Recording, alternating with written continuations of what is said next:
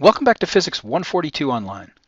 As we've studied Faraday's law and the phenomenon of electromagnetic induction, you might have wondered, well, what difference does this make in electrical circuits? Or how can we apply this in a practical way in electrical circuits? So we're going to talk today about the influence that this phenomenon of electromagnetic induction has on the behavior of currents in simple circuits.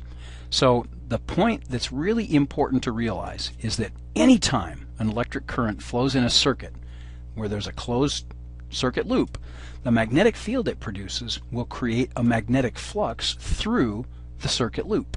So here's a simple schematic diagram where we see a power supply and a resistor in series with a switch. So when the switch gets closed, the current that begins to flow using the right-hand rule, you can see that that current will produce a magnetic field that in the interior of that conducting loop points into the page. So the current in that direction clockwise around the circuit, consistent with the polarity of the voltage source, will give us a magnetic field that's pointing into the page inside the circuit. And here's the important point. As the current increases from its initial value of 0 to whatever its final value is that would be given by Ohm's law, there's a changing magnetic flux through that circuit loop. Therefore, Faraday's law says that there will be an induced EMF that will oppose the change in flux. So think about this.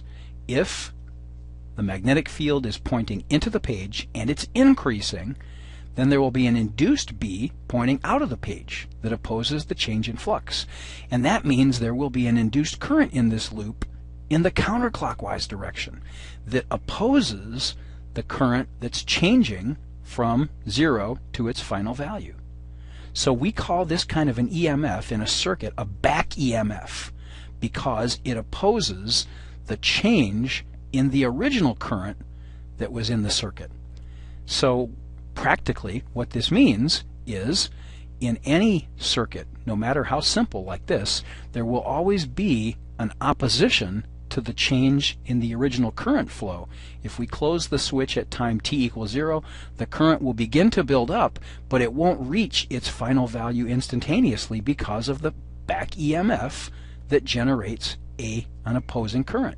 So it'll take a certain amount of time for that current to approach its steady state value. And we call this effect self-inductance because the phenomenon of induction that is present in this loop was caused by the very flow of current in the loop to start with. So any circuit, no matter how simple, will have at least some small amount of this self-inductance phenomenon. But we can magnify the effect significantly by using a coil of wire or a solenoid with a large number of turns. And if we put that into the circuit, and we call that circuit element an inductor, it's going to magnify the amount of the back EMF that's produced. The symbol L is used to quantify the amount of self-inductance that inductor has, and it's going to depend, just like when a capacitor, when we talked about capacitors, the capacitance value depended on the size and shape of the conductors. Here, the self-inductance of that loop, of that coil, is going to depend on the size and the shape of the coils. So you can see why this effect will get magnified, because not only then will we have a flux that's through the original circuit loop, but because now a current will be passing through each of the windings of this coil, you'll have a large flux change because of the changing current through the inductor. So the more turns that you add, the larger the effect will be. So the field inside the inductor won't be a uniform field, not generally speaking anyway. For a solenoid it might be close to being uniform, but even at the ends of the solenoid the magnetic field strength changes. But what we can say for sure is that the field strength is proportional to the current, right? And the flux through the coils, therefore, will be proportional to the current. It won't necessarily be easy to calculate what that is except for certain very specific shapes. But what we can do is introduce the idea that the magnetic flux through those coils, which we know is integral B dot dA, integrated over the surface that those coils define, that flux is proportional to the current that flows through. And L then becomes the proportionality constant between the current flow and the net flux. And of course this net flux includes the number of turns of wire that there are on the coil. So that's the definition of self-inductance. It's if we were to solve for L here, it's the magnetic flux divided by the current. And L will depend, as we said, on the size and the shape of the coil itself.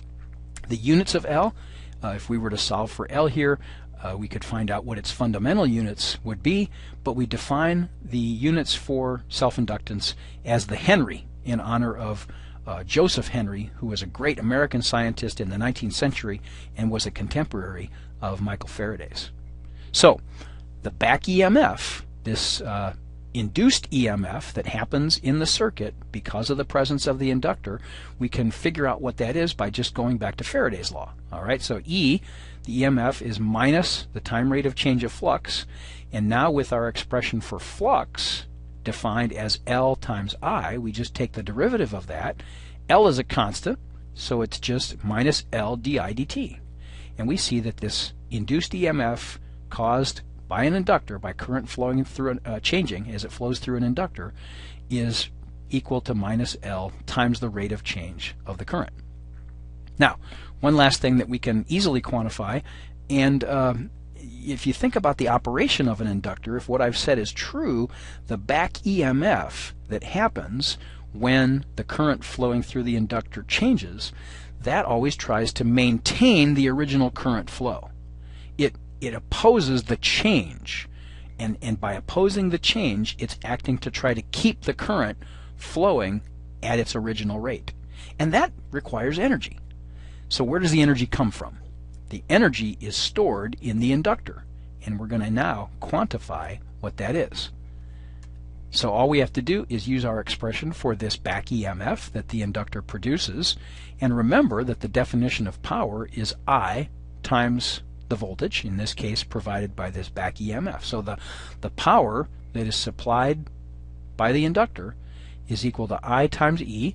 E is minus L di dt, so when we put that in here, you see what I've done is I've dropped the minus sign because we don't really care about that. We just want the magnitude of this power. And power, by its very definition, is the time rate of change of energy.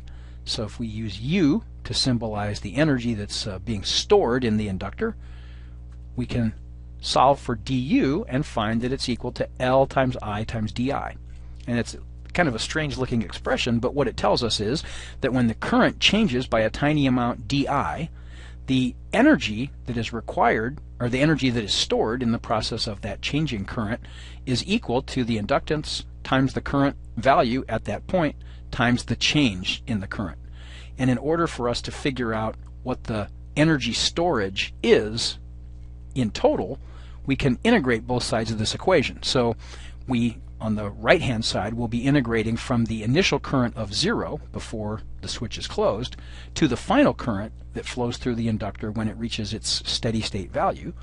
I put primes on the di and the I here.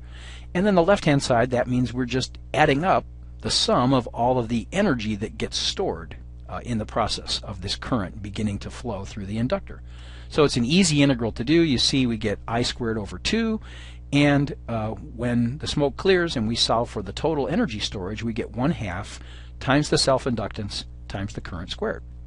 You'll notice, if you remember the formula for energy stored in the electric field of a capacitor, that this formula looks pretty similar, except that the important parameter for the energy storage in an inductor is the current, the square of the current, while for a capacitor it was the square of the voltage that was applied to the capacitor.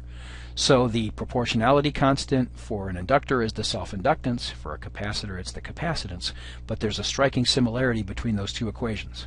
And just as we were able to show that the electric field in the capacitor is what stores the energy. It's the fact that there's an electric field now inside the capacitor plates, and the energy is stored in the presence of that electric field. The same kind of thing holds true for an inductor. The energy that's stored in an inductor is stored in the magnetic field of the inductor. And so we'll be able to, in class I'll show how you can re-express this formula for the energy storage in terms of the magnetic field strength inside the inductor. We did something similar with capacitors, where we showed that you could express the energy storage in a capacitor in terms of the strength of the electric field itself. So hopefully that introduction helps you a little bit to understand what we mean by inductance and its influence in electrical circuits. An inductor's presence in an electrical circuit always acts to oppose the change in the flow of current. I'll see you in class.